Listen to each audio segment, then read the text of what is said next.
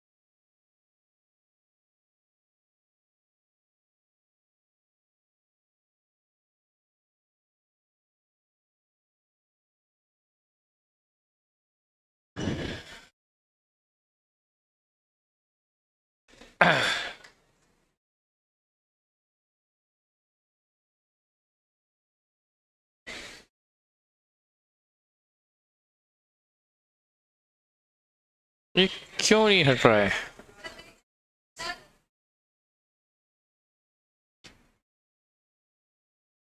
चलिए,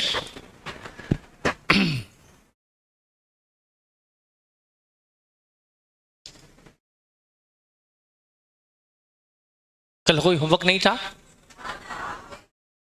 अच्छा, एक क्वेश्चन जो हमारे स्टडी मॉड्यूल का रह गया था वो वाला। एक तो वो क्वेश्चन जो फाइनल अकाउंट का था स्टडी मॉड्यूल का, एक तो वो होमवर्क में दिया था, एक मेरा जो बनाया हुआ था वो भी हो गया होगा। एक क्वेश्चन नंबर 6 कौन सा?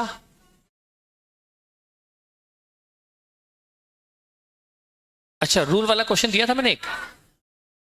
ठीक है, तो अब वो हम आगे देखेंगे। तो आज से हम नया चैप्टर शुरू करें। तो हमारा एक चैप्टर और खत्म हुआ, फाइनेंशियल स्टेटमेंट ऑफ कंपनी। उसमें हमने 3 चीजें पढ़ी। नंबर 1, बैलेंस शीट पीएनएल कैसे बनता है। Number 2, managerial remuneration. तीसरा, declaration of dividend out of general reserve. देखिए क्या है, आपको बताऊं, ये नया सिलेबस है, पहला पेपर आपके सामने अब आने वाला है, तब जाके कुछ क्लियरिटी आएगी क्या होगा। कई बार वो क्या करते हैं, कई क्वेश्चन हटा देते हैं मॉड्यूल से और अगली बार एग्जाम में वही क्वेश्चन आ गए।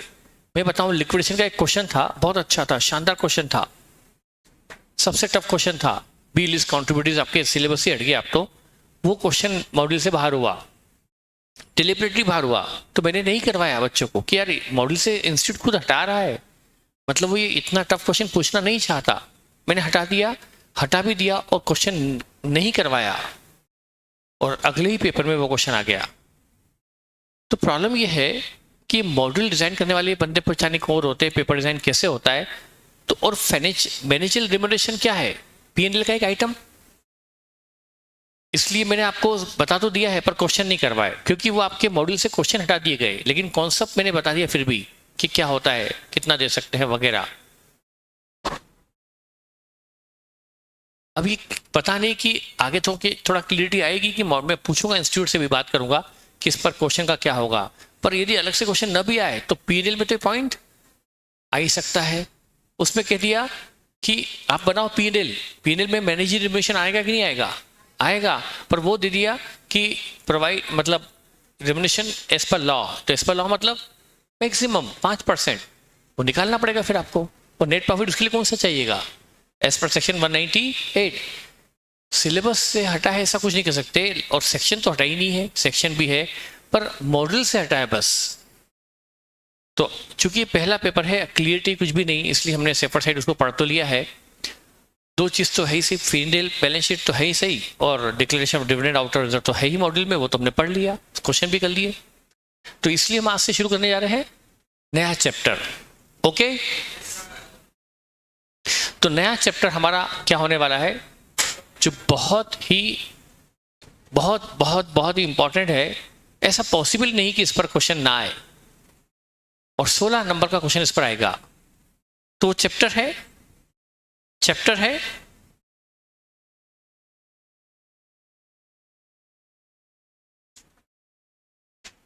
Amalgamation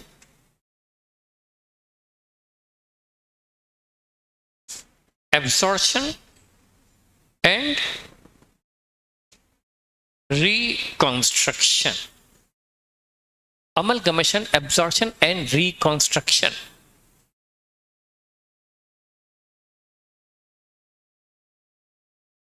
Amalgamation, absorption and reconstruction.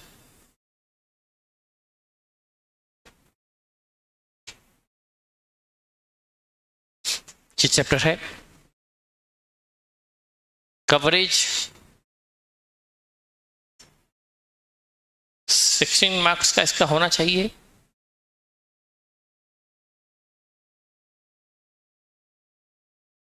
ठीक है, टेक्निकल है पर मेरा फेवरेट चैप्टर है। और देखिए अभी का पेपर जो होता था पुराने सिलेबस में, उसमें एस कंपलसरी क्वेश्चन में आता था, 20 नंबर का एस कंपलसरी आता था और बाकी क्वेश्चन ऑप्शन में आते थे। एस तो लेकिन अब चूंकि पैटर्न बदला है तो हो सकता है कि वो क्या करे, एस को कंपलसरी ना करते हुए कुछ और चीजें करते, जैसे वो सीए फाइनल में करते हैं। सीए फाइनल में एस कंपलसरी नहीं है, सीए फाइनल के अकाउंट में एस कंपलसरी नहीं है। ये चैप्टर अमलगमेशन हुआ, होल्डिंग हुआ, वो कंपलसरी होते हैं। तो हो सकता है आपके सिलेबस में भी पहला पेपर में क्या हो जाए, ये क्वेश्चन या होल्डिंग जो हम पढ़ने वाले हैं वो आपके लिए हो जाए कंपलसरी। और मैं आपको बता दूं, इन 35 सालों की टीचिंग एक्सपीरियंस में जिस चैप्टर के लिए मुझे मतलब फाइनल में जाना चाहता था या मैं खुद अपने आप में कॉन्फिडेंट हूँ, वो है 2 चैप्टर अमलगमेशन और होल्डिंग, जो सबसे टफ माने जाते हैं। उसमें मेरी एक्सपर्टाइज है, ये मैं दावे से बोल सकता हूँ। होल्डिंग और अमलगमेशन जो सबसे ज़्यादा टिपिकल, सबसे ज़्यादा इंपॉर्टेंट, सबसे ज़्यादा टेक्निकल, वो उसमें मेरी है एक्सपर्टाइज। और वो एक्सपर्टाइज मैं आप में भी लाना चाहता हूँ कि ये क्वेश्चन आ जाए तो आप चैलेंज के साथ क्वेश्चन एग्जाम में कर पाएँ। और दोनों क्वेश्चन आना, आप मान के चलिए कि 16 नंबर का ये भी आएगा और होल्डिंग भी आएगा। मैं मतलब ये नहीं बोलता हूँ कि दुनिया में बहुत सारे टीचर हैं अकाउंट्स के, लेकिन मेरा जो स्टाइल होल्डिंग में है ऐसा रेयरली कहीं मिलेगा। वो मेरा अपना डेवलप किया हुआ है होल्डिंग में, जिसमें बैलेंस शीट टैली होती ही है। तो ये 2 चैप्टर अमलगमेशन और होल्डिंग जो आगे आने वाला, दोनों सबसे टिपिकल है। कई बार तो सीए फाइनल के बच्चे होल्डिंग छोड़कर जाते थे और उसमें मेरी एक्सपर्टाइज है। अमलगमेशन जो टेक्निक सबसे टफ है, वो उसमें मेरी एक्सपर्टाइज है। तो चलिए हम शुरू करने वाले हैं एक बहुत ही टेक्निकल लेवल और एग्जामिनेशन पॉइंट ऑफ व्यू से बहुत ही important chapter, amalgamation, absorption and reconstruction. अब यहाँ पर ये जो चैप्टर है इसको फाइनल में कहा जाता है बिजनेस कॉम्बिनेशन। सीए फाइनल में यही चैप्टर किस नाम से जाना जाएगा, बिजनेस कॉम्बिनेशन। यहां पर एस एप्लीकेबल है तो वहां इंड एस, यहां नाम ये है अमलगमेशन एब्जॉर्प्शन, तो वहां नाम है बिजनेस कॉम्बिनेशन। तो यहां पर हम पढ़ने वाले हैं, ये हम एक चैप्टर नहीं बल्कि एस 14 भी पढ़ रहे हैं। एस 14 भी इसके साथ होगा, लेकिन ये मेरे लिए एस नहीं बल्कि एक न्यूमेरिकल चैप्टर है। इसमें थ्योरी नहीं आएगी, सिर्फ प्रैक्टिकल आएंगे जो हम पढ़ने वाले हैं। हाँ, पर एस अकाउंटिंग करनी होगी।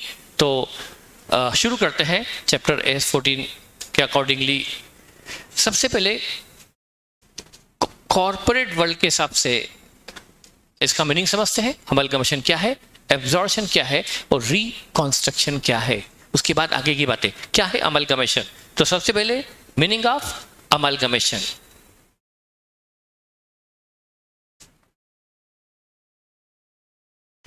अमलगमेशन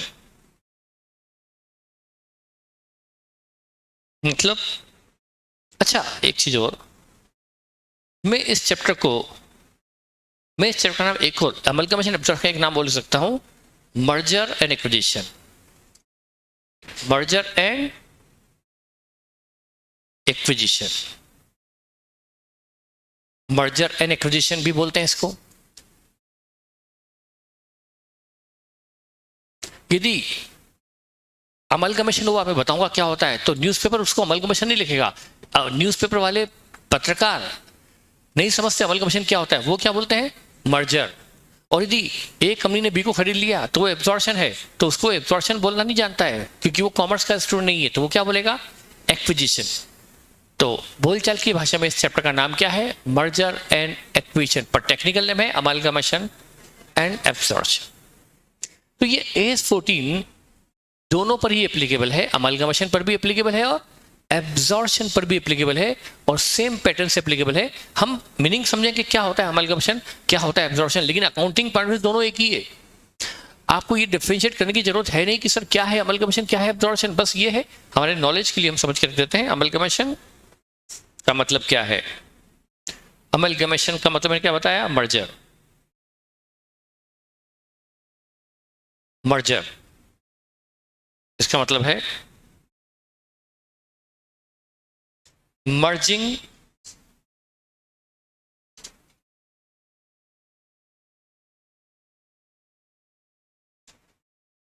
और blending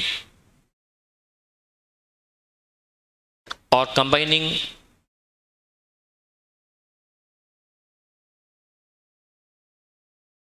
of two or more than two companies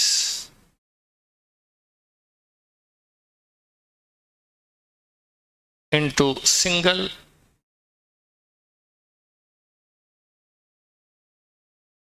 entity,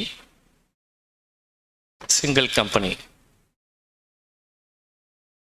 दो या दो से अधिक कंपनियों का जब मर्जर होता है, उनकी ब्लेंडिंग होती है, उनका कंबाइनिंग होता है, वो मर्ज हो जाती है, कंबाइन हो जाती है, एक हो जाती है, और साथ में क्या बन जाती है, और वो 3 या 2 कंपनी मिलकर एक यूनिट में, एक एंटिटी में, एक कंपनी में कन्वर्ट हो जाती है, उसको बोलते हैं अमालगमेशन या मर्जर।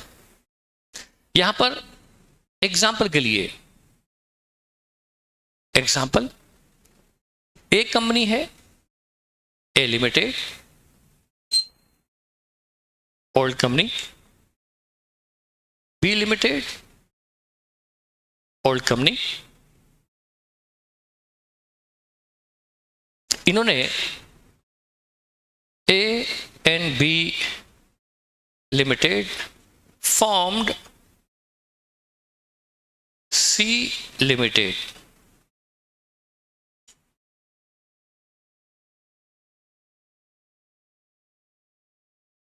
ए और बी ने मिलकर क्या बना ली?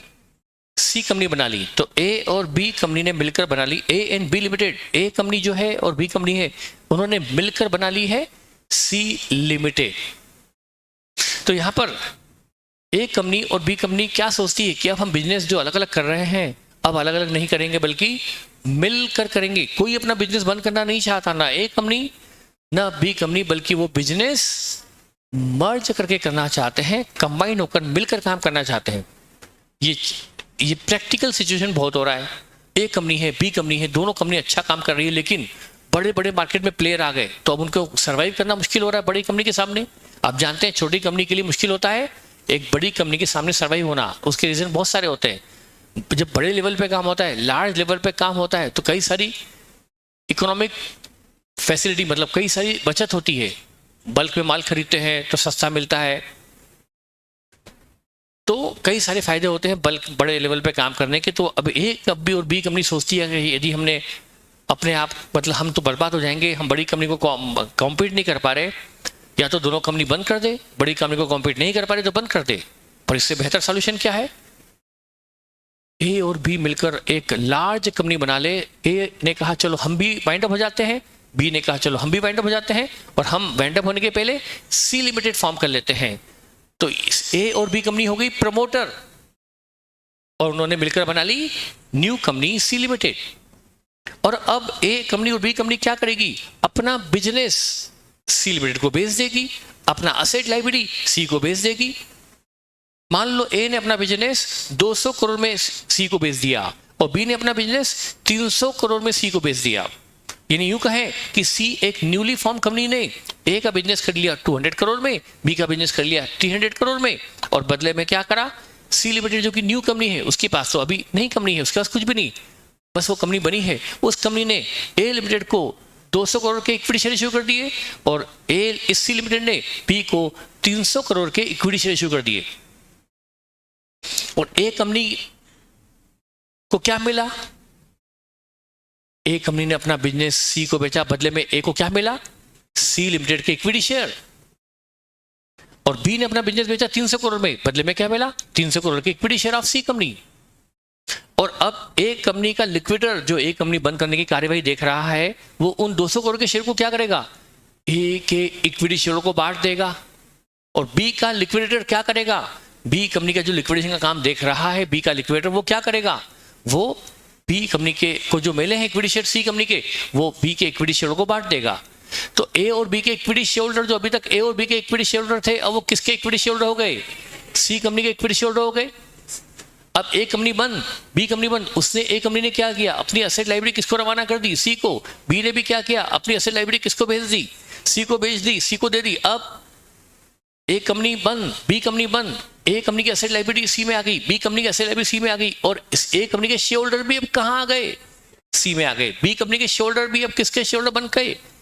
सी के शेयर होल्डर बन गए। अब सारी एसेट लाइब्रेरी ए और बी की सी में आ गई, बिजनेस ए और बी का सी में आ गया, शेयर होल्डर ए और बी के सी में आ गए, वो अब ए की कंपनी में शेयर होल्डर हो गए। अब वो मिलकर काम करेंगे। अब प्रॉफिट जो ए बिजनेस भी सी का बिजनेस, बी का बिजनेस भी सी का बिजनेस, अब जो प्रॉफिट होंगे वो किसको बटेंगे? सी कंपनी में जो प्रॉफिट होंगे वो किसको? ए और बी के शेयर होल्डर, सी के शेयर होल्डर को। पर सी के शेयर होल्डर कौन है? जो प्रीवियसली ए और बी कंपनी के शेयर होल्डर थे। तो यहां दोनों कंपनी मर्ज हो गई कि नहीं हो गई?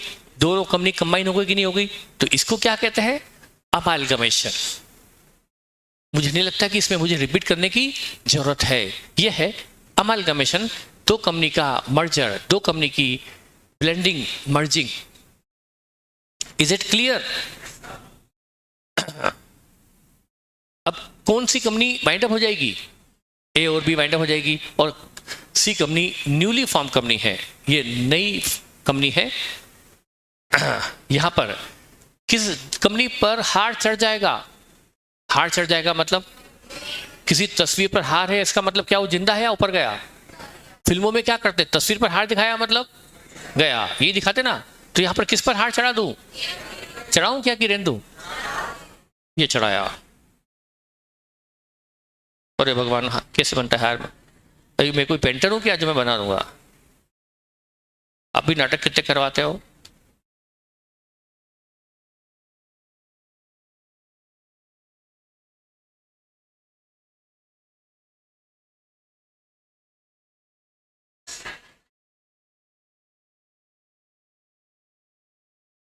मेरे पास फालतू टाइम नहीं, फिर भी आप नाटक करवा रहे हो।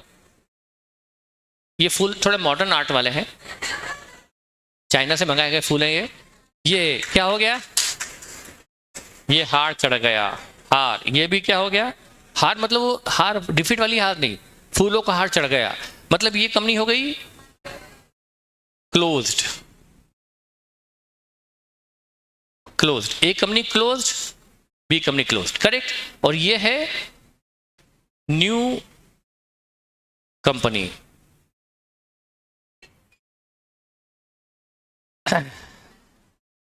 इतना भी नाटकबाजी नहीं हो, केक बना दूं यहां पर। बेटा ये जो कंपनी है ए और बी, इसको क्या बोलते हैं? ए और बी कंपनी को बोलते हैं अमलगमेटिंग कंपनीज। जो कंपनी अमलगमेट हो रही है उनको क्या बोलते हैं? अमलगमेटिंग कंपनीज, जो अमलगमेट हो रही है। और सी कंपनी जो रिजल्ट है अमलगमेशन का, उसको बोलते हैं। आप तो यूके से पढ़ के आए हो, हिंदी तो आपको आती नहीं ना, हिंदी यूं बोलो ना, हिंदी आती है ना इंग्लिश आती है, बस शान पकड़ते हो कि हिंदी बोलता हूं तो समझ में नहीं आता। ऐसे क्या बोलते हैं? ए कंपनी और बी कंपनी को कहेंगे अमलगमेटिंग कंपनीज, तो सी को क्या कहेंगे? Amalgamated company. क्या बोलेंगे? अमलगमेटेड। तो यहां पर A and B amalgamating company, amalgamating companies. और सी लिमिटेड यानी amalgamated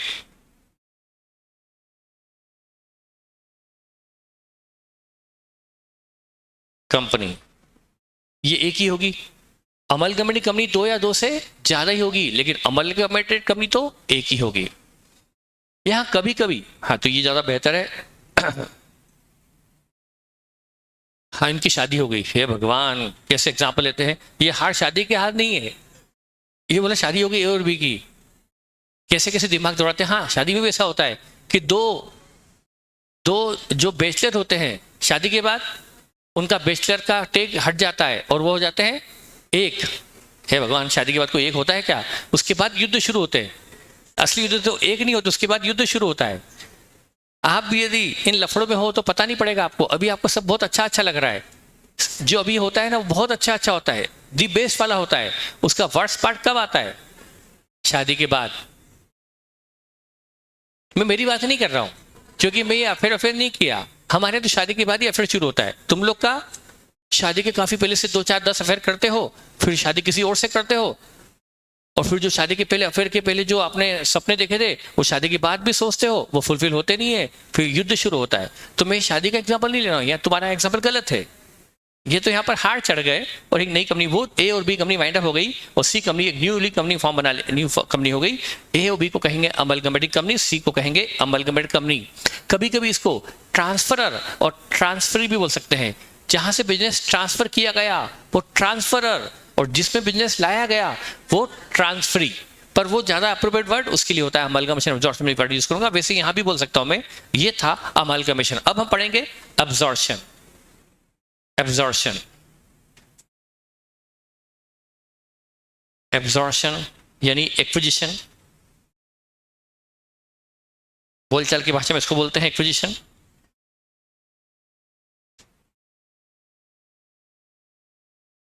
When one existing company acquires oblique takeover oblique purchases another existing company,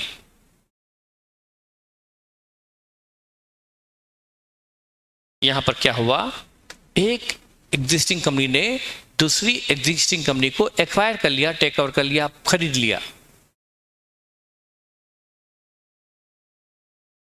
नहीं भाई, ए और बी कंपनी नहीं, एक ही कंपनी बनेगी अमलगमेशन में।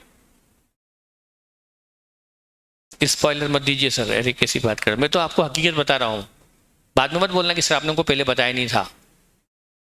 हाँ बेटा, वन एग्जिस्टिंग कंपनी एक्वायर्स या टेक ओवर अनदर कंपनी, यहां पर क्या होगा बेटा, यहां पर मान लो ये बी लिमिटेड है और यहां पर ए लिमिटेड। यहां पर क्या होगा, B limited selling its business to A limited.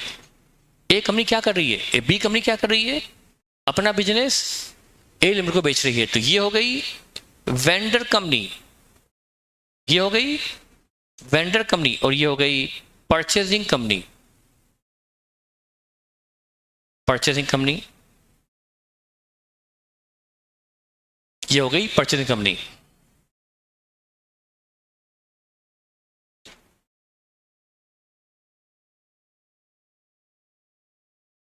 Assets and liability of B कहां पहुंच जाएगी, ए में। बी की असेट लायबिलिटी पहुंच जाएगी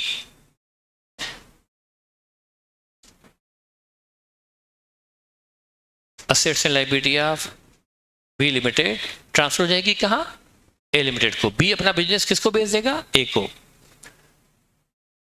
वाइंडिंग अप किसका हुआ, बी का। तो ये क्या कहा जाता है, टेक ओवर। क्या कहा जाता है, एक्विजिशन। क्या कहा जाता है, एब्जॉर्प्शन। ए ने बी को एब्जॉर्ब कर लिया, ए ने बी को टेक ओवर कर लिया, ए ने बी को एक्वायर कर लिया, टेक ओवर कर लिया, एब्जॉर्ब कर लिया, परचेज कर लिया। तो ये है एब्जॉर्प्शन। Is it clear? तो हमने समझ लिया क्या होता है अमलगमेशन, क्या होता है एब्जॉर्प्शन। एंड रिकंस्ट्रक्शन, फिर है रिकंस्ट्रक्शन। रिकंस्ट्रक्शन यहां पर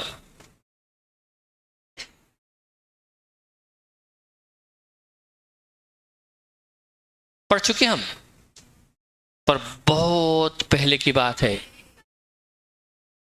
रीऑर्गेनाइजिंग,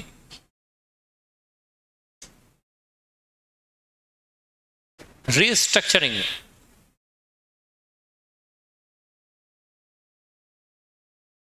rebuild,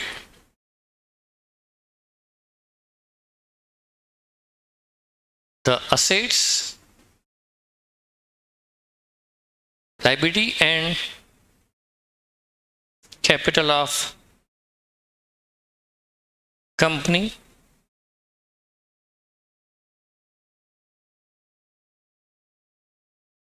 रीऑर्गेनाइज करना, रीस्ट्रक्चर करना या रीबिल्ड करना, किसको? कंपनी की असेट, लाइबिलिटी और कैपिटल को रीबिल्ड करना, रीस्ट्रक्चर करना, रीऑर्गेनाइज करना। शायद भूल चुके हो आप लोग, बोलिए। पूरा का पूरा चैप्टर पढ़ा है हमने और ढेर सारे क्वेश्चन किए हैं, याद है? अब ये बेटा आपको जैसे कंपनी की असेट को रिवैल्यू करना, बिल्डिंग की वैल्यू को बढ़ाना, प्लांट की वैल्यू को कम करना, डेटर में बेड डेट्स हटाना, प्रोविजन राइट ऑफ करना या प्रोविजन बनाना, और जो कंपनी की बैलेंस शीट में एक्यूमुलेटेड लॉसेस पड़े हैं उनको एलिमिनेट करना, फिक्स्ड एसेट से उसको हटाना, कंपनी की शेयर कैपिटल में रिडक्शन करना और उस कैपिटल के रिडक्शन से लॉसेस सेट ऑफ करना, ये सब हम करते थे। लाइबिलिटी की शर्तों में परिवर्तन करता, 8% डिवेंचर को 6% डिवेंचर में कन्वर्ट करना, उसका ब्याज वो वेव कर रहे हैं तो उसकी एंट्री करना, क्रेडिटर को पेमेंट में वेवर आ रहा है तो वो करना, क्रेडिटर को हम लॉन्ग टर्म लोन में कन्वर्ट करें तो उसकी एंट्री करना। ये सब कहाँ करते थे? अंडर स्कीम ऑफ रिकंस्ट्रक्शन, जिसमें हम असेट को भी मतलब असेट की वैल्यू बदलते थे, लाइबिलिटी की शर्तों में परिवर्तन करते थे और कैपिटल को भी रिड्यूस करते थे, कई बार फेस वैल्यू भी चेंज करते थे। वो हम सब कहाँ करते थे? Under the scheme of reconstruction. ये दो तरह का होता था, इंटरनल और एक्सटर्नल।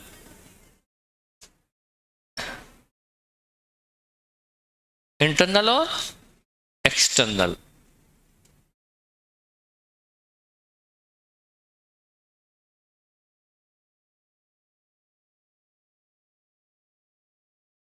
सेपरेट चैप्टर, ये एक सेपरेट चैप्टर है जो हम ऑलरेडी पढ़ चुके हैं। फॉर योर काइंड इंफॉर्मेशन, ये हम चैप्टर पढ़ चुके हैं। शायद आपको चैप्टर का नाम तो याद होगा कि सब भूल गए? इंटरनल रिकंस्ट्रक्शन, तो बेटा वो हम पढ़ चुके। ये जो सब कुछ होता था सेम कंपनी में होता था या नई कंपनी बनाकर होता था? इंटरनल में एक कंपनी है, उसी में हमने सब चेंजेस कर दिए, कैपिटल रीबिल्ड कर दी, असेट रिवैल्यू कर ली, लाइबिलिटी को चेंजेस कर दिया, वो सब सेम कंपनी में होता था और हम उसकी एंट्री पास करते थे। वो था इंटरनल, अंदर ही अंदर सब कुछ हो गया। और अब मैंने आपको उसी वक्त बताया था, फॉर एग्जाम्पल मैंने बताया था उस वक्त, शायद भूल चुके हो, एक्सटर्नल पढ़ चुकी है। ये हम अब पढ़ने जा रहे हैं इसलिए मुझे बता देना चाहिए 2 मिनट के लिए फिर से।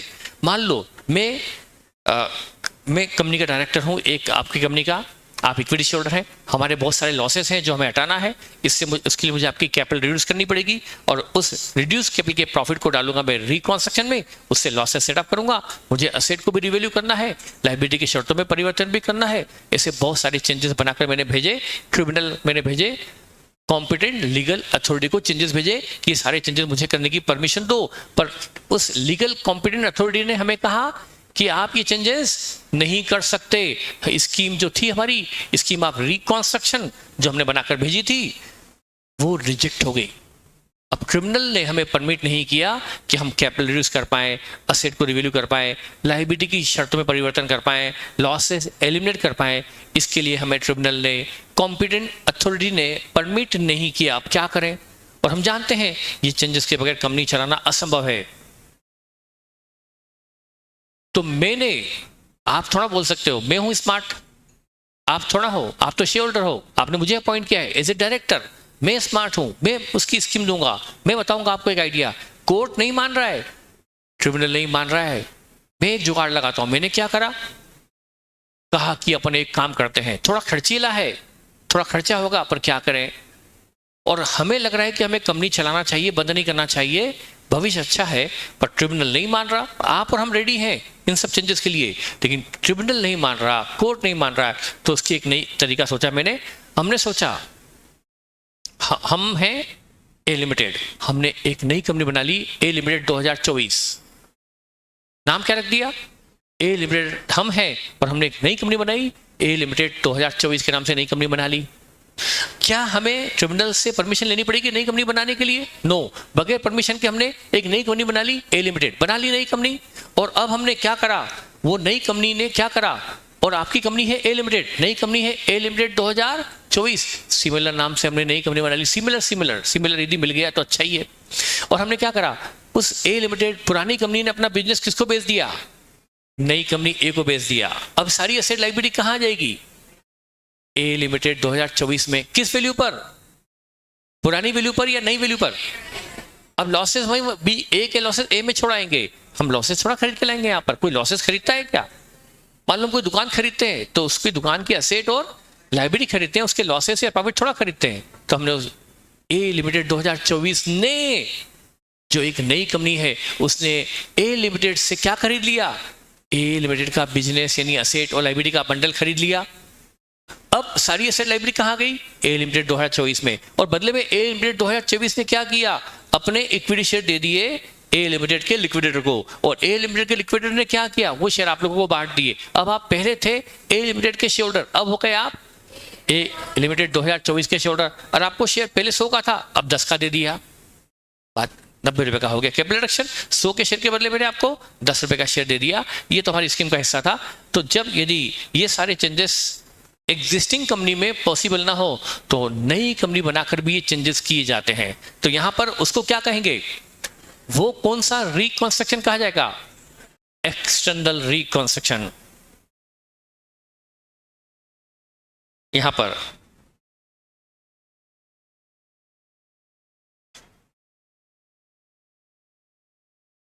सेम कंपनी रहती है, ये सब किसमें होता है, सेम कंपनी में, by forming new company and closing old company। नई कंपनी बना लेंगे और ओल्ड कंपनी क्लोज कर देंगे। तो ये चेंजेस, तो हमें कौन सा चैप्टर हम पढ़ चुके, इंटरनल पढ़ चुके, अब पढ़ना कौन सा है, एक्सटर्नल। भाई बेटा एक्सटर्नल कंपनी, ये जो एक्सटर्नल रिकंस्ट्रक्शन है इसे हमें अलग से पढ़ने की जरूरत नहीं पड़ेगी। इवन तो मैं तो कहूँ, मैंने आपको 3 चीज बताई, अमलगमेशन, एब्जॉर्प्शन एंड रिकंस्ट्रक्शन, उसमें इंटरनल पढ़ चुके, बचा है एक्सटर्नल। तो अब जो पढ़ना बचा है वो बचा है अमलगमेशन, वो बचा है एब्जॉर्प्शन और वो बचा है एक्सटर्नल री। ये 3 चीज बची है, पर तीनों को पढ़ने के लिए हमें कोई अलग अलग टेक्निक की आवश्यकता नहीं है। तीनों का मीनिंग अलग अलग है, लेकिन अकाउंटिंग तीनों की एक जैसी है। इसलिए हमें कोई लोड नहीं लेना कि सर 3 चैप्टर, नहीं बेटा एक ही चैप्टर है। अमलगमेशन में भी अकाउंटिंग वैसी होती है, एब्जॉर्प्शन में भी अकाउंटिंग वैसी होती है, और एक्सटर्नल रिकंस्ट्रक्शन में भी अकाउंटिंग सिमिलर होती है। तो तीनों पर AS14 एप्लीकेबल है, चाहे वो अमलगमेशन हो, चाहे एब्जॉर्प्शन हो, चाहे एक्सटर्नल रिकंस्ट्रक्शन। और इवन AS14 तो ये 3 वर्ड बोलता ही नहीं है। और ये जो मैं बता रहा हूँ अमलगमेशन, एब्जॉर्प्शन, रिकंस्ट्रक्शन, ये वर्ड AS14 में नहीं दिए गए। अभी तो मैंने AS14 स्टार्ट ही नहीं किया। वो AS14 तो सिर्फ अमलगमेशन वर्ड यूज करता है सभी के लिए, सभी के लिए। वो अमलगमेशन के लिए भी अमलगमेशन यूज करता है, एब्जॉर्प्शन के लिए भी अमलगमेशन वर्ड ही यूज करता है, और एक्सटर्नल के लिए भी वो सिंपल एक ही वर्ड। मतलब AS14 किसके लिए है, फॉर अमलगमेशन। बट हम जानते हैं कि वो AS14 न सिर्फ अमलगमेशन पर एप्लीकेबल है, बल्कि वो एब्जॉर्प्शन पर भी एप्लीकेबल है, और वो एक्सटर्नल रिकंस्ट्रक्शन पर भी एप्लीकेबल है, क्योंकि तीनों की अकाउंटिंग एक जैसी होती है। मैं बताऊंगा अकाउंटिंग में क्या करना है, कैसे करना है। ठीक है बेटा, तो हमने मीनिंग समझ लिया, क्या होता है अमलगमेशन, क्या एब्जॉर्प्शन, क्या एक्सटर्नल रिकंस्ट्रक्शन। अब हम आगे पढ़ते हैं इसमें, मतलब हमें इसमें पढ़ना क्या है। Point to be cover, points to be cover in this chapter. हमें क्या क्या पॉइंट कवर करना है इस चैप्टर में। Number 1, calculation of purchase consideration.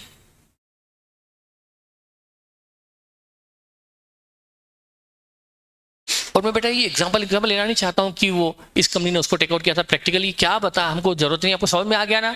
तो हम ज़्यादा एग्जाम्पल पे टाइम वेस्ट नहीं चाहते, क्योंकि बहुत इजी चीज़ है। क्या होता है अमलगमेशन, क्या होता है एब्जॉर्प्शन, आपको मीनिंग समझ में आ गया। तो point to be cover in this chapter, calculation of PC, इसको शॉर्ट में बोलते हैं पीसी। फुल फॉर्म तो परचेस कंसिडरेशन है, एग्जाम में हमें फुल फॉर्म लिखना है, लेकिन प्यार से हम क्या कहेंगे, पीसी कहेंगे। पीसी मतलब परचेस कंसिडरेशन। और प्यार से कहो या गुस्से से करो, कहना इन शॉर्ट है टाइम बचाने के लिए पीसी, और उसका मतलब इंग्लिश में फुल फॉर्म वहां पर होगा परचेस कंसिडरेशन। नहीं बेटा, इंटरनल रिकॉन्सिक्वेंस पे एस 14 एप्लीकेबल नहीं होता, क्योंकि वो इंटरनल अकाउंटिंग होती है, ये अलग है। हाँ, कैलकुलेशन ऑफ पीसी, पीसी मतलब परचेस कंसिडरेशन, ये आप समझते हैं। यदि देखिए बेटा, परचेस तो सभी में है, अमल का मशीन में भी तो परचेस है। कौन परचेस कर रहा है, सी परचेस कर रही है ए और बी को, यहां भी परचेस है। या एब्जॉर्प्शन में कौन किसको परचेस कर रहा है, ए परचेस कर रही बी को, ये एग्जांपल है। और इधर भी एक्सटर्नल में भी क्या हो रहा है, न्यू कंपनी परचेस कर रही है ओल्ड कंपनी को, ये भी तो परचेस है। तो परचेस तो तीनों में है, तो तीनों में क्या निकलेगा, परचेस कंसिडरेशन प्रतिफल। हिंदी में क्या बोलते हैं, बिजनेस प्रतिफल। परचेस कंसिडर मतलब प्रतिफल, price, price to be paid for the business take over. हर चीज की प्राइस होती है। आप शर्ट खरीदने जाते हो, आप जीन्स खरीदने जाते हो, आप वॉच खरीदने जाते हो, आप मोबाइल खरीदने जाते हो, आपको उसकी प्राइस पे करनी पड़ती है। तो जब बिजनेस खरीदने जाओगे तो बिजनेस की भी प्राइस पे करनी पड़ेगी। लेकिन हम जब कोई प्रोडक्ट खरीदते हैं, गॉगल, वॉच, तो हम उसके सिर्फ प्राइस वर्ड यूज करते हैं, सिंपल वर्ड प्राइस, क्योंकि यहाँ बोलचाल की भाषा में कॉमन है, दुनिया यही वर्ड बोलती है सब जगह पे। मूल्य, प्राइस। लेकिन कॉर्पोरेट वर्ल्ड में उसको फुल फॉर्म में क्या कहता है, परचेस कंसीडरेशन, कंसीडरेशन प्रतिफल। वहां पर जो वर्ड कॉमन है, कंसीडरेशन कितना। वहां जाके बोले एक कंपनी जा रही है बी को खरीदने के लिए, बता तेरा भाव क्या है, ऐसा थोड़ा बोलेंगे। कंपनी खरीदने जा रहे हो, थोड़ी इज्जत तो होना चाहिए। ऐसा बोलेंगे भाई भावताव कर लेते चलो जरा सा। सब्जी में भावताव होता है, करते ना, करते हो, करते हो भावताव, गलत बात है, नहीं करना चाहिए। जहां तक हो, मैं खुद अभी जब खेती कर रहा हूं, मुझे समझ में आता है, किसानों की हालत मुझे समझ में आती है। मैं कर रहा हूं, पता है ना आपको, मैं पालक उगा रहा हूं,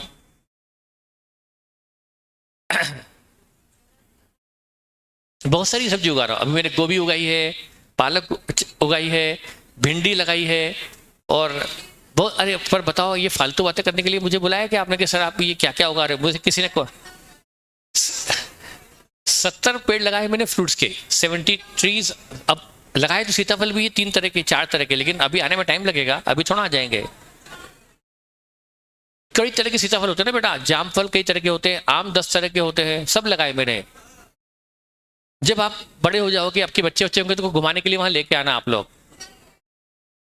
अभी तो पेड़ बड़े होंगे तब ना, अभी थोड़ा आपको बोलूंगा। आप तो वानर सेना आओगे तो मेरा पूरा खेत खत्म कर दोगे।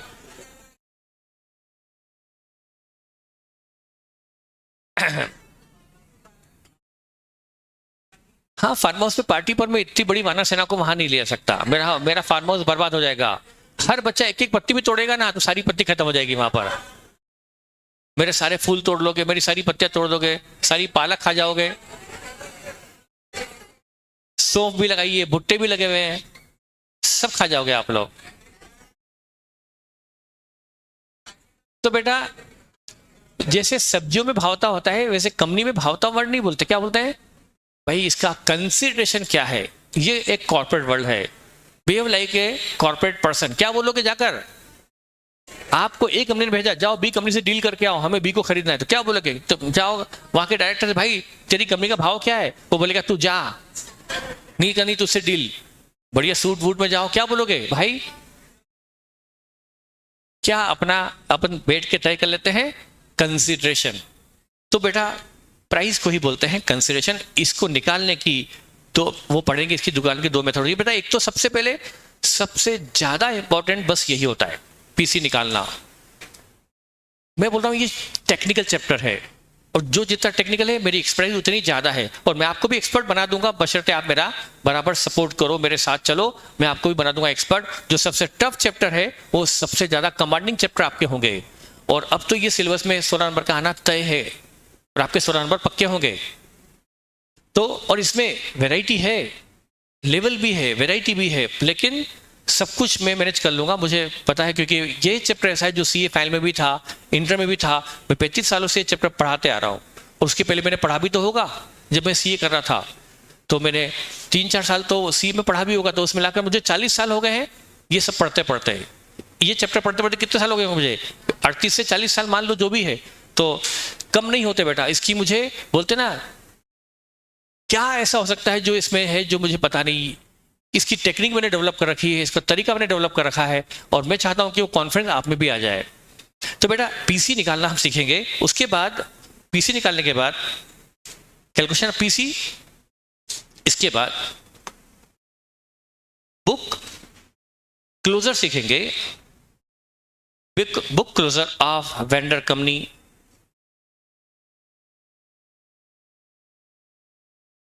जो कंपनी अपना बिजनेस बेच रही है, बंद कर रही है, उसकी किताबें क्लोज कैसे की जाए, ये बुक क्लोजर भी हम इसमें सीखेंगे बेटा। बुक क्लोजर जैसे हमारे इस केस में, हाँ पहले लिख लो बुक क्लोजर, यहां सीखेंगे book closure of vendor company. जैसे बेटा ए बी, इसमें कौन सी वेंडर कंपनी जिसका बुक क्लोज करेंगे? अमलगमेशन में किसकी बुक क्लोज होगी बेटा? ए और बी की बुक क्लोज होगी। अच्छा, इसमें एब्जॉर्प्शन में किसकी बुक क्लोज होगी?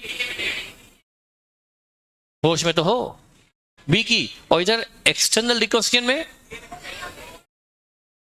ओल्ड कंपनी ए लिमिटेड की बुक क्लोज होगी ना बेटा। तो चाहे क्वेश्चन अमालगमेशन का हो, चाहे क्वेश्चन एब्जॉर्प्शन का हो, चाहे क्वेश्चन एक्सटर्नल री का हो, हमें तीनों में क्या सीखना पड़ेगा? बुक क्लोजर, तीनों में सीखना पड़ेगा। इसलिए मैंने कहा कि आप तीनों चैप्टर का लोड मत लो, वो एक ही चैप्टर है। इसीलिए AS14 भी इनको 3 चैप्टर नहीं बोलता, बल्कि तीनों के लिए क्या वर्ड यूज करता है? Amalgamation, amalgamation, amalgamation. तो ये हमें सीखना है, book closure of vendor company कैसे होता है। एग्जाम में ये कम पूछते हैं बुक क्लोजर। यदि 10 क्वेश्चन पूछे गए ना बेटा अभी इस चैप्टर के, तो शायद 3 बार ही पूछा गया बुक क्लोजर। मैक्सिमम टाइम वो क्या पूछते हैं?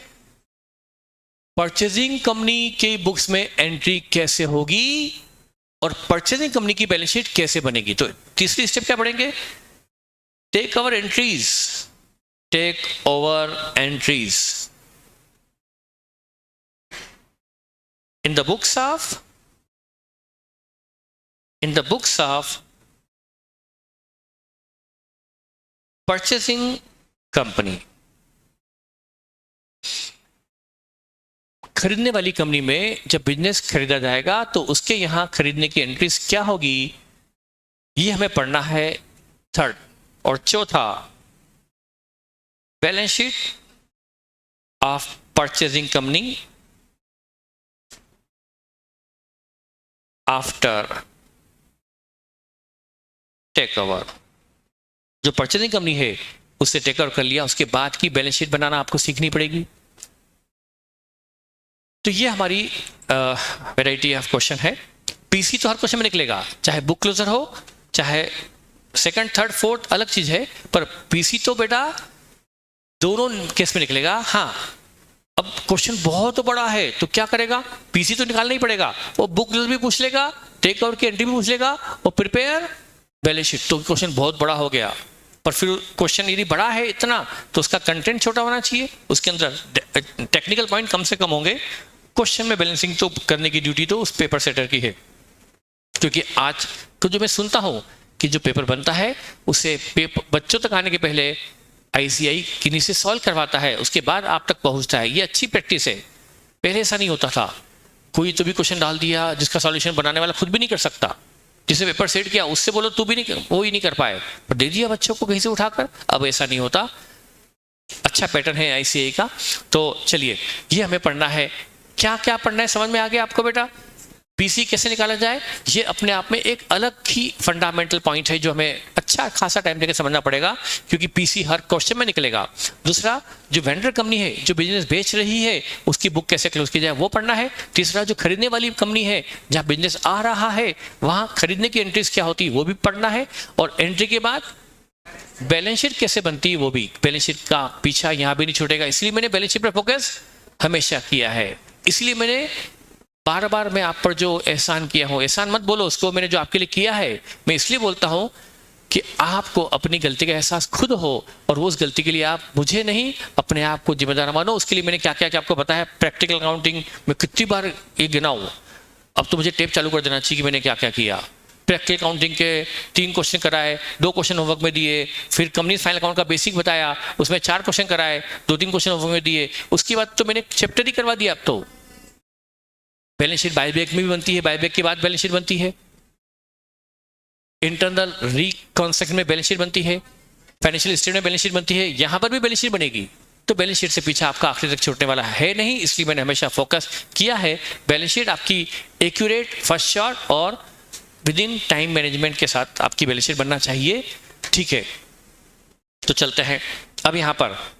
तो ये हमारा चैप्टर का कवरेज है, कवरेज ऑफ चैप्टर या point to be cover in this chapter, ये सब चैप्टर है। अब यहां पर जो मैं आपको बताने वाला हूं, types of amalgamation, types of, अच्छा यहां पर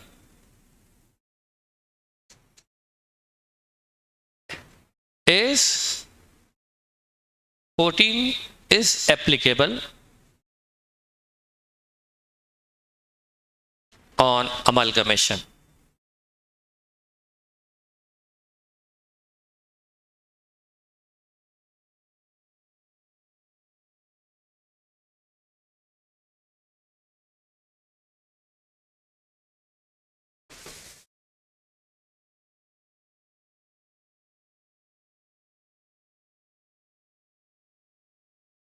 AS 14 is applicable on amalgamation.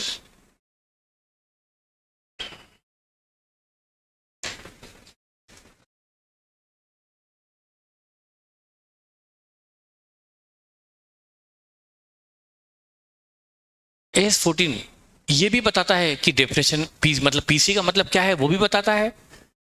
AS 14 ये भी बताता है कि परचेजिंग कंपनी में एंट्रीज कैसे होती है, और ये 2 चीज बताता है बस। क्या क्या बताता है? बुक क्लोज के बारे में AS 14 साइलेंट है। बुक क्लोज, जो कंपनी बंद हो रही है उसके लिए क्या सोचना, बंद करो, कैसे भी बंद करो, किताबें कैसे भी बंद करो, उसके बारे में AS 14 गाइड नहीं करता। अरे जो इतिहास है उसको क्या रोना, समझ रहे मेरी बात को? ठीक है, हमने अपना देश का इतिहास पढ़ा है क्योंकि वो बहुत गौरवशाली है। पढ़ा है कि नहीं पढ़ा है आपने? मेरी तो हिस्ट्री में बहुत रुचि रखता हूँ, बहुत ही मेरी फेवरेट है हिस्ट्री। मैं कहीं सिटी में जाऊं, मुझे 2 चीज कहने को रह जाए, एक वहां का एकदम शानदार बिल्कुल नया एकदम मॉडर्न मॉल है, शॉपिंग मॉल है, या एक पुराना कोई हिस्टोरिकल प्लेस है जो 400 साल पुराना है, 1000 साल पुराना है, तो मैं कहाँ टाइम दूंगा हिस्टोरिकल प्लेस पर बजाय कि उस न्यू मॉल पर। तो मतलब सबकी अपनी अपनी, लेकिन आप होंगे तो क्या देखना जाकर के वो भूत महल को, वही बोलते ना भूत बंगला वगैरह, आपका भी इंटरेस्ट शायद। तो फर्क है आपकी और हमारी जनरेशन में, जो 2-3 साल का फर्क है, उसकी वजह से जनरेशन गैप तो आ ही जाता है। नहीं 6 साल का गैप है, सॉरी। अभी तो आप 21-22 के हो कि कितने के? मतलब जैसे मैं बत्ती दे रहा हूं वैसे आप भी बत्ती दे रहे हो। आप तो 16 ही दो ना, कि आप 16 साल के हो, स्वीट 16 हो। अभी तो आपके दूध के दांत ही नहीं टूटे, फिर तो 16 साल के हम तो सर। तो बेटा यहां पर तो यहां पर बात किस पर हो रही थी? हम भटक जाते हैं बार बार। नहीं भूत बंगले में नहीं, भूत बंगले के पहले किस पर हो रही थी सर? और अगर कचौरी की दुकान हो नए मॉल की जगह पे, नहीं बेटा, मैं तो कचौरी से ज्यादा इंटरेस्ट मेरे को हिस्टोरिकल प्लेसेस में है।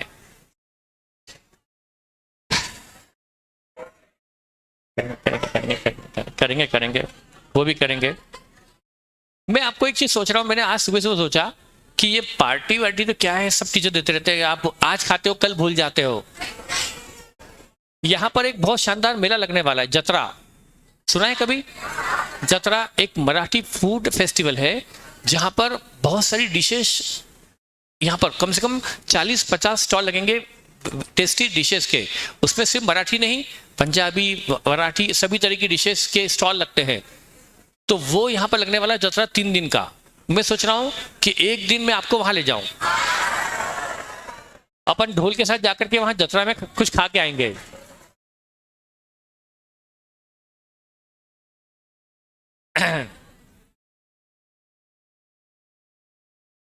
अच्छा, ये बदमाश पूछा कि ले जाओगे कि खिलाओगे भी? मैंने ढोल के साथ ले जाने का बोला, खिलाने का थोड़ा बोला है। अपने अपनी पॉकेट खोलो, खाओ वहां जाकर के। अपनी तालियां वापस ले लो, जो आपने तालियां बजा दी गलती से वापस ले लो, कुछ नहीं हो रहा है, ये तो डबल बज गई। ठीक है बेटा, मैं कमा के कहाँ जाऊंगा, ये सब आप लोगों से कमा रहा हूँ, आप ही को वापस देके जाऊंगा। कोई मेरा कोई बेटा तो है नहीं जो बहुत खर्चा वर्चा करता हो, 2 बेटियां हैं, वो तो ज्यादा खर्चा करती नहीं है, तो फिर आप पर ही मैं लुटा के जाऊंगा। चलेंगे अपन कुछ खाने पीने के लिए, चलिए। मतलब हम खर्चा करते हैं लेकिन सोच समझ के करते हैं, ऐसा नहीं कि खर्चा नहीं करते, सभी लोग करते हैं। तो चलेंगे बेटा, आप लोग भी मेरे मतलब प्यारे बच्चे हो, तो डेफिनेटली आप पर खर्च करने में मुझे कोई दर्द नहीं होगा, चलेंगे अपन। लेकिन ऐसा नहीं कि सारी दुकानें मुझे लूट लो वहां जाके, खा भी लिया, जेब में भी भर लिया, ऐसा नहीं होगा। तो बेटा बात पता नहीं कहां चल रही थी और मैं कहां आ गया। ऑनलाइन वाले बेटा, ऑनलाइन वाले को वीडियो रिकॉर्डिंग दिखा देंगे।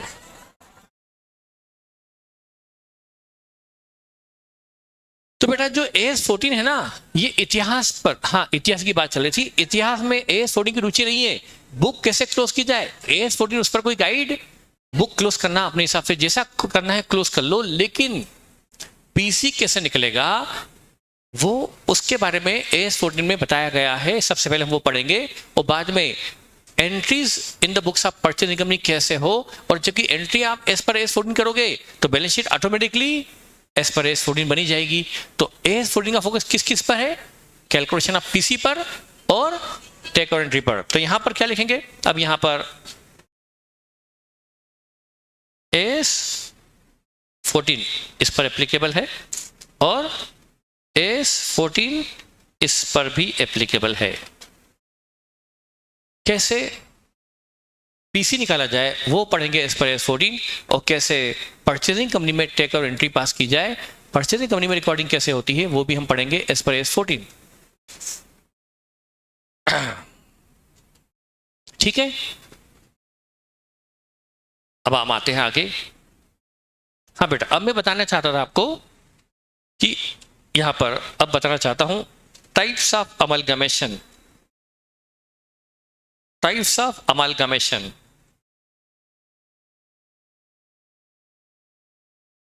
Types of amalgamation as per AS14। As per AS14 दो तरह के अमलगमेशन होते हैं जो हमें पढ़ने हैं यहां पर। एक होता है in the nature of purchase और एक होता है in the nature of merger.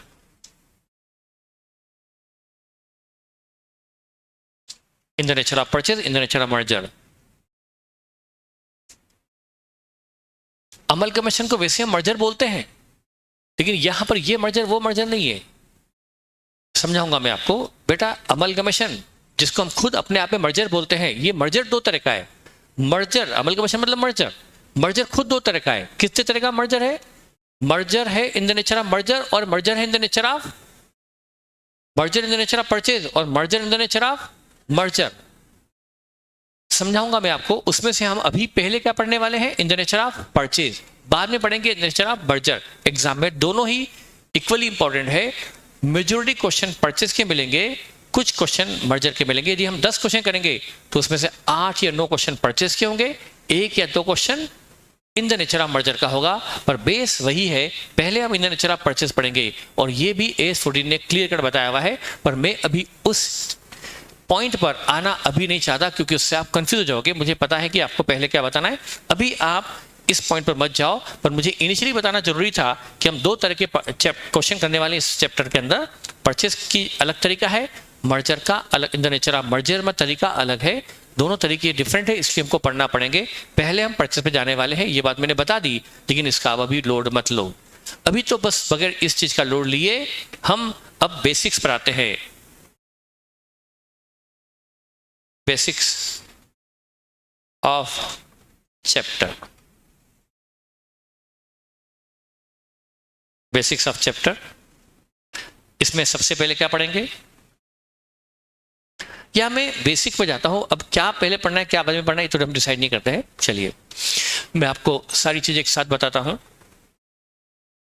और मैं बेसिक के लिए कोई थ्योरी लिखवाता हूँ, बल्कि मेरा बेसिक हमेशा प्रैक्टिकल एग्जाम्पल से होता है, और आपको वही पढ़कर चैप्टर रिवाइज करना होता है। तो हमारा बेसिक्स ऑफ चैप्टर के लिए मैं एग्जाम्पल से शुरू करूंगा, एग्जाम्पल 1 से शुरू करूंगा।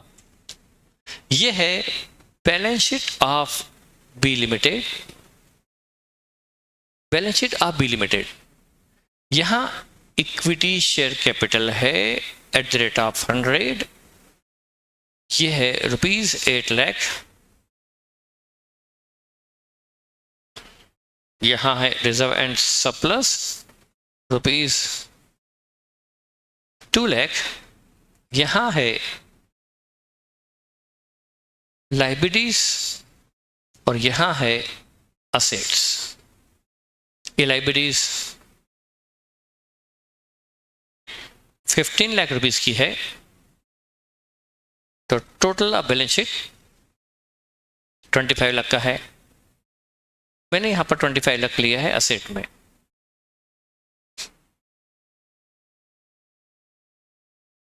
यह है balance sheet of B limited.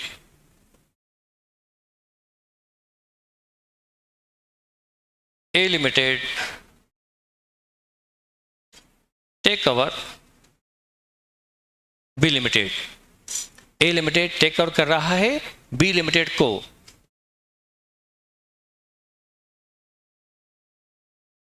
assets of B Limited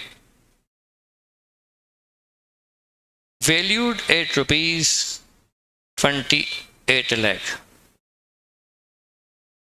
A limited B को टेक ओवर कर रहा है, और उस पर्पस से बी की असेट को, जो कि बुक्स में 25 की है, उसको अग्री किया गया है 28 लाख पर। ये अग्री किसने किया होगा? ए और बी ने मिलकर। ए और बी ने मिलकर इसकी एसेट की वैल्यू 28 लाख मानी है, जो बुक में भले 25 लाख की है, पर ये इसकी अग्रीड प्राइस 28 है। अब यहां पर A limited will issue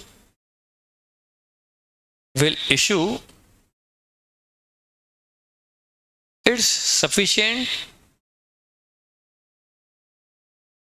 equity shares at an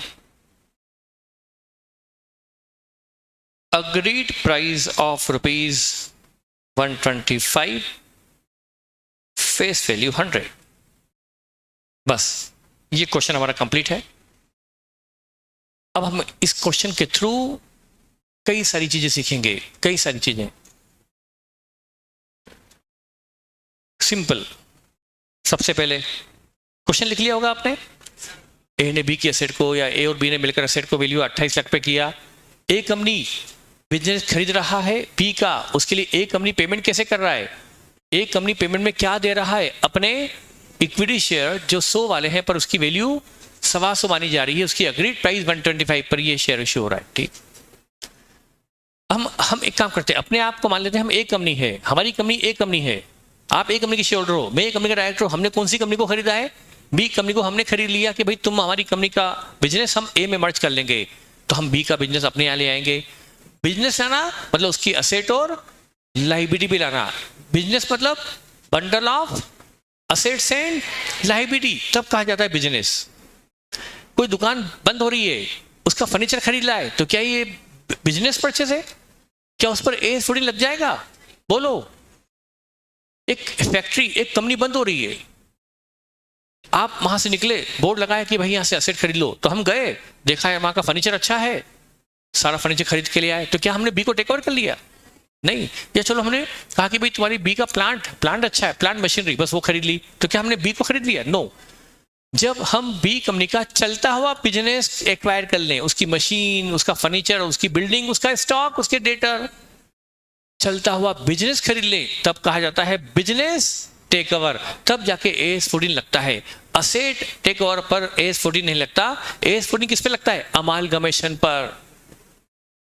AS14 asset purchase पे नहीं लगता। समझ में आ रहा है मेरी बात? कितने क्वेश्चन आप बता दो, कितने क्वेश्चन होमवर्क चेक करा रहे हैं? 2। एक कल वाला सेल्फ मेड क्वेश्चन था मेरा वो, और एक कल दिया था वो, है ना? पर फिर तो 3 क्वेश्चन चेक करना हो गया ना। एक मेरा सेल्फ मेड क्वेश्चन जो मैंने परसों दिया था वो चेक करना है, और एक जो मैंने कल दिया था वो क्वेश्चन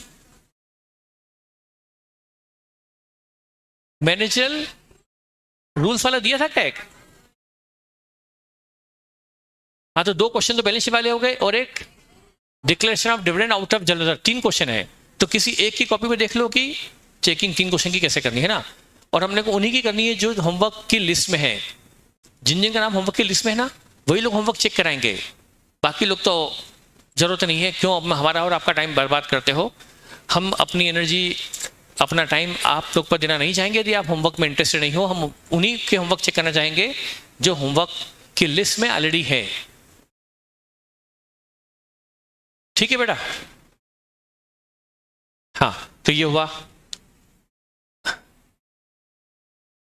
तो ऐसा कर सकते हो, सुनो सुनो सुनो, आज ऐसा करो, मेरा बहुत ही इंपॉर्टेंट पार्ट चल रहा था, चेकिंग पीछे से शुरू कर दोगे?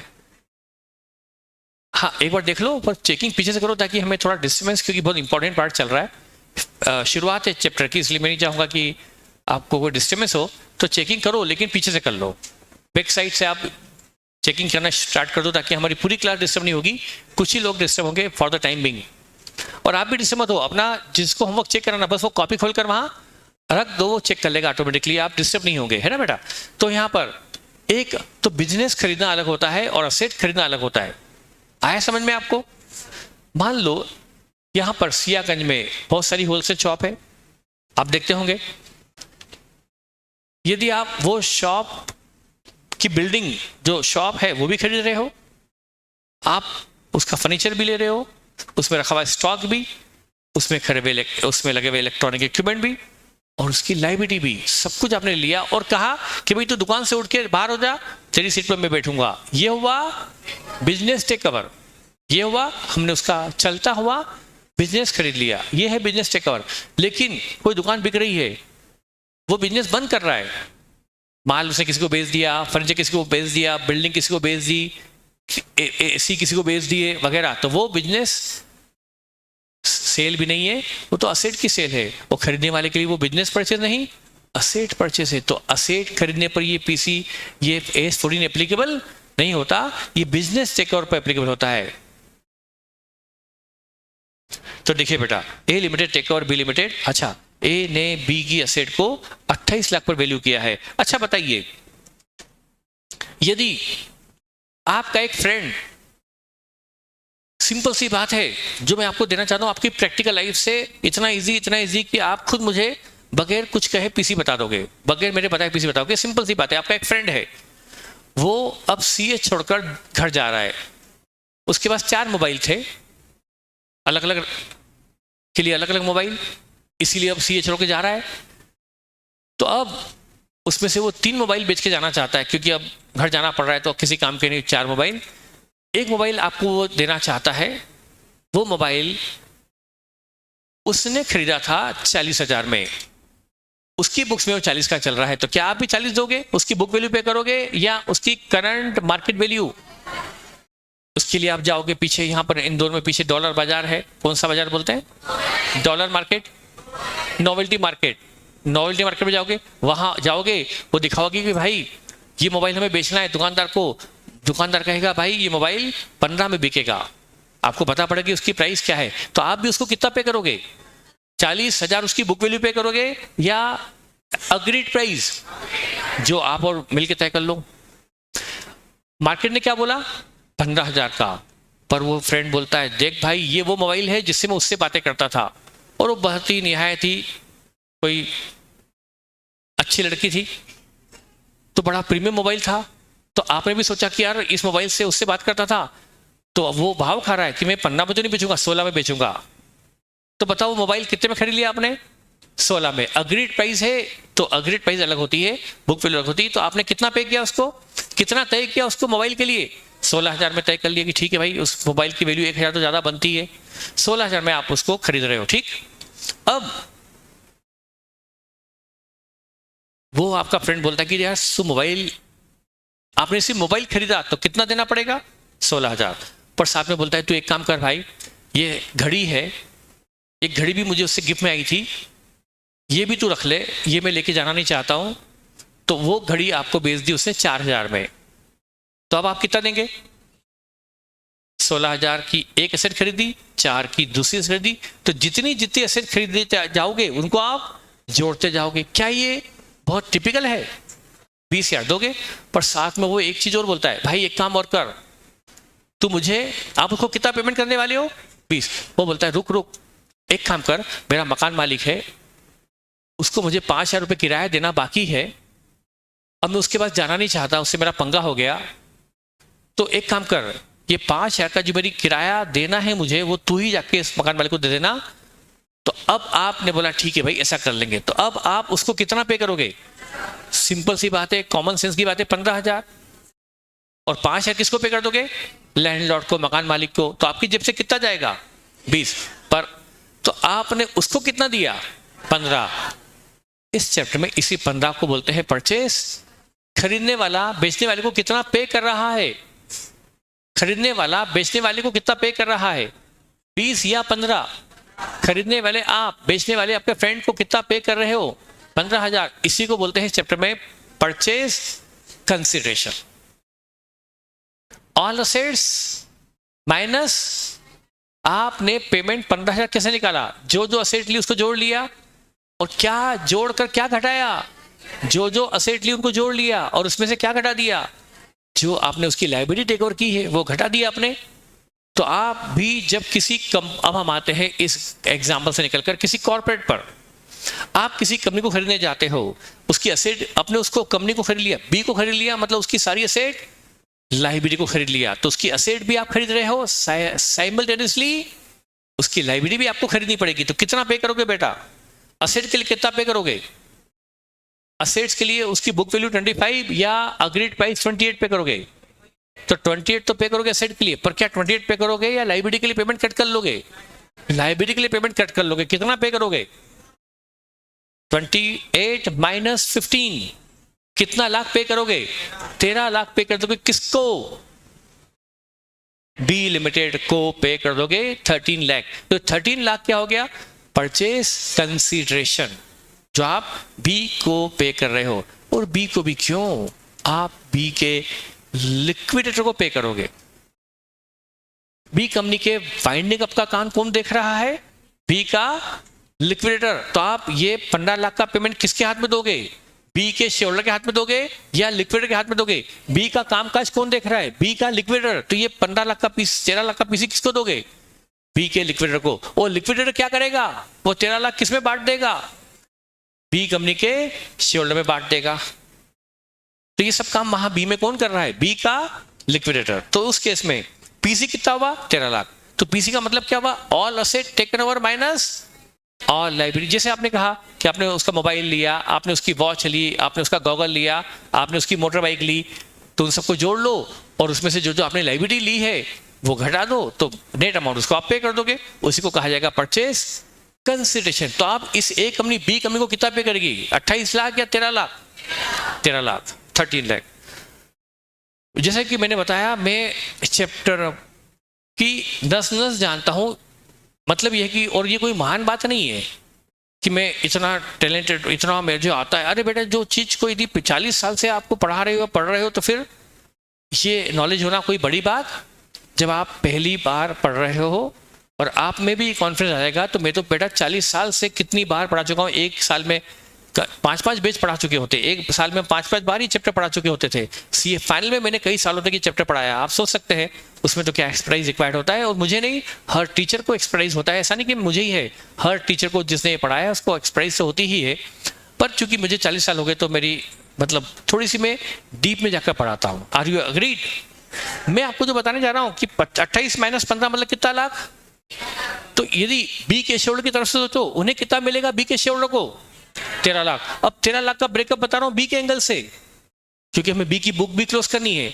बी के एंगल से बता रहा हूं 13 लाख। जरा बी के शेयर होल्डर ने कितनी पूंजी लगाई थी बी में? बी के शेयर होल्डर की तरफ से बात करो। बी के शेयर होल्डर ने कितनी पूंजी लगाई थी? 8 लाख तुमने कंपनी में लगाया था। कितना पुराना प्रॉफिट कंपनी में पड़ा हुआ है? ये भी किसका है? बी के इक्विटी शेयर होल्डर का है। तो उन्हें कितना मिलना चाहिए? अच्छा, लेकिन उसकी असेट 25 की कितने में बिक गई? 28 में बिकी, कितने का रियलाइजेशन प्रॉफिट हुआ? ये भी किसका है? बी के शेयर का। तो बी के शेयर को कितना मिलना चाहिए? 13, और उन्हें मिल भी कितना रहा है? 13 लाख मिल रहा है। आप इस एंगल से भी तो वेरीफाई कर सकते हो।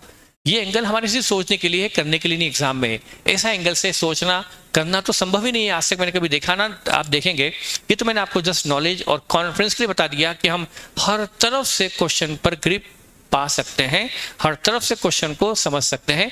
मैंने ए कंपनी के एंगल से भी बता दिया, बी के एंगल से देखो तो 8 लाख उसकी शेयर कैपिटल है जो बी के शेयर होल्डर ने इन्वेस्ट की है। 2 लाख का प्रॉफिट पड़ा हुआ है कंपनी में, ये अनडिस्ट्रीब्यूटेड है, ये वाइंडिंग अप को मिलेगा। और 3 लाख का अभी भी एक प्रॉफिट हुआ है बी के शेयर होल्डर को, रियलाइजेशन प्रॉफिट, असेट को बेचने पर हुआ प्रॉफिट 3 लाख, ये भी बी के शेयर होल्डर का है। तो बी के शेयर को 8 + 2 10, 10 + 3 13 लाख मिलना चाहिए। और हम दे भी कितना रहे हैं उनको? 13 लाख। लेकिन 13 लाख हम एग्जाम में ऐसे नहीं निकालेंगे, 8 + 2 + 3 कैसे निकालेंगे? Assets less liability. तो यहां पर क्या होगा? सबसे पहले क्या निकलेगा? अभी मैं आपको रफली बता रहा हूं, सिर्फ रफली। क्या बताया मैंने? Calculation of PC. पीसी कितना होगा? 13 लाख। अब हम 13 लाख का पेमेंट कैसे करेंगे बी को? बी के लिक्विड को 13 लाख के बदले क्या देने वाले हैं? हमने कहा कि भाई तुम्हें हम पेमेंट शेयर्स में देंगे, और हमारा एक शेयर कितने का माना गया है? अच्छा, ये हमारे शेयर की मतलब ये एक कंपनी के शेयर की मार्केट प्राइस है, अग्रीड प्राइस है, मार्केट प्राइस या अग्रीड प्राइस है। कितने का शेयर माना जा रहा है? ए का। यानी हमारी कंपनी का शेयर कितने का है? बताओ, हम 13 लाख के पेमेंट के लिए बी कंपनी के शेयर होल्डर को के लिक्विड को कितने शेयर इशू करें? 13 लाख का पेमेंट करना है शेयर्स में, और हमारा एक शेयर की मार्केट वैल्यू उसकी वर्थ 125 रुपया है। हम उसको 13,000 शेयर नहीं देंगे 100 रुपए वाले, बल्कि 10,400 देंगे। 13 लाख डिवाइड बाय 125। क्या ये भी बहुत टिपिकल पॉइंट है? आपको कुल मिलाकर 13 लाख देना है, और उसके लिए आप अपने शेयर इश्यू करने वाले हो, और आपका एक शेयर 125 रुपए की वैल्यू पर अग्री किया गया है।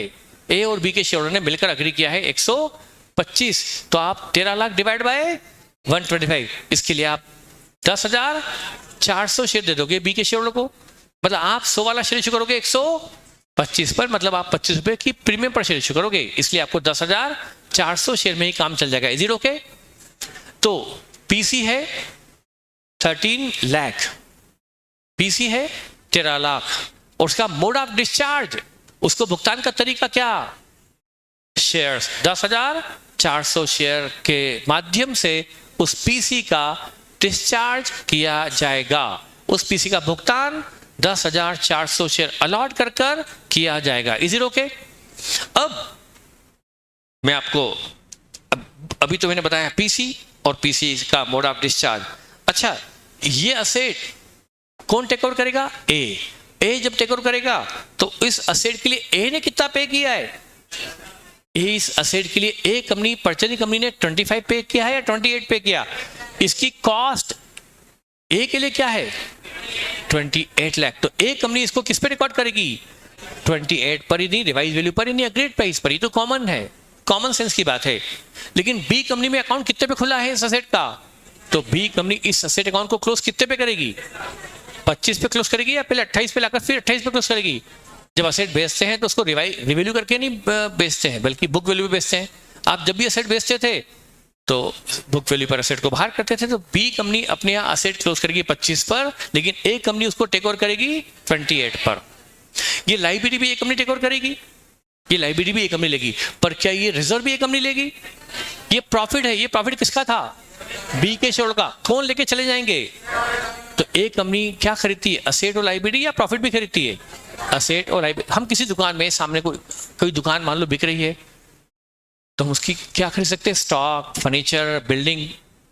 क्या उसके प्रॉफिट खरीदेंगे? क्या लॉसेस खरीदेंगे? नहीं। प्रॉफिट लॉस किसके थे? पुराने मालिक के, वो उसके हो गए। हम तो नए सिरे से बिजनेस खरीदेंगे। तो बिजनेस खरीदते हैं मतलब असेट्स और लायबिलिटी खरीदते हैं, तो ये प्रॉफिट ए में नहीं आएगा, और ये शेयर्स भी ए में नहीं आएंगे, बल्कि ए नए शेयर इशू करेगा। ये शेयर्स किसके हैं? 8,000 बी के। ए कौन से शेयर इशू करेगा? 10,400 शेयर अपने इशू करेगा। तो बेटा ये एग्जाम्पल है जो हमने पहला एग्जाम्पल लिया है इस चैप्टर अमालगमेशन के लिए। ठीक है, 12 मिनट बचे हैं, लेकिन मुझे आज कहीं आउटसाइड इंदौर जाना है, और वहाँ से वापस शाम को आना भी है, इसलिए मुझे आज पहली बार ऐसा हो रहा है कि मुझे क्लास जल्दी छोड़नी पड़ रही है। सिर्फ मुझे जाना होता तो मैं क्लास पूरे 10 बजे लेकर छोड़कर जाता, पर मुझे जाकर वापस शाम को आना भी है क्योंकि आप लोगों का गरबा भी है, तो मुझे उस पे भी पहुंचना है, तो मैं उसके लिए थोड़ा मुझे जल्दी निकलना होगा। तो आज मैं इतना ही बता पाऊंगा। ये 9:50 हुआ है, उसको बताने मुझे टाइम लगेगा। मुझे पीसी निकालना है पहला, फिर बी कंपनी की बुक क्लोज करना है दूसरा, फिर ए की बुक्स में टेक ओवर की एंट्री पास करना है तीसरा। इसमें 3 चीजें करनी है जो मैं आज नहीं कर पाऊंगा, कल करूंगा। तो आपका होमवर्क तो अगली बीच में भी चेक होता रहेगा। आप अपना यहीं बैठे हैं तो होमवर्क चेक कराते रहें, आपको बीच में ब्रेक लेना है तो वो अलग बात है, पर होमवर्क चेक हो गए। आपकी लिस्ट रेडी हो ही रही है कि कौन कौन होमवर्क में इन्वॉल्व रहा है। और मैं भी यही हूं, आप भी यही हैं।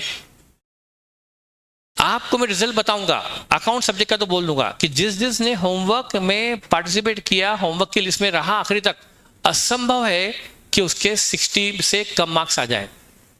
मैं ज्यादा बड़े दावे नहीं करता हूं कि, पर मैं ये दावा करता हूं कि आपको होमवर्क की टीम में आप बराबर रहोगे, बराबर होमवर्क करते हो तो 60 से कम आपको मार्क्स आ ही नहीं सकते। ये मेरा आपको चैलेंज है। बस होमवर्क बराबर करते रहो। तो होमवर्क के लिस्ट में आपको रहना आपके लिए जरूरी है। आप उसको खुद आगे बढ़कर चेक कराओ, ठीक है बेटा। मैं 10 मिनट पहले निकल रहा हूँ, 9:50 पे निकल रहा हूँ। Thank you.